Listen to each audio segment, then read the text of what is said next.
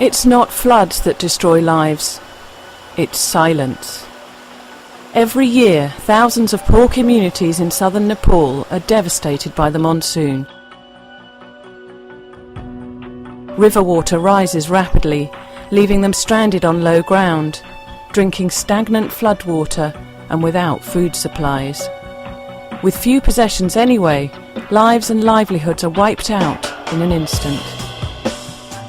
But there is a way to outsmart the flood and break the silence. Practical Action is introducing early warning systems across Nepal, teaching communities how to recognise and respond to initial flood signs.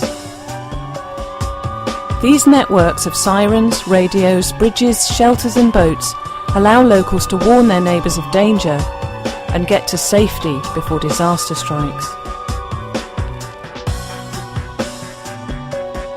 It costs just £19 to protect a rural family with an early warning system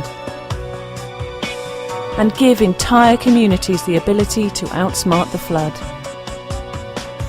Donate and we'll report back to let you know how villagers are learning the skills to keep themselves safe.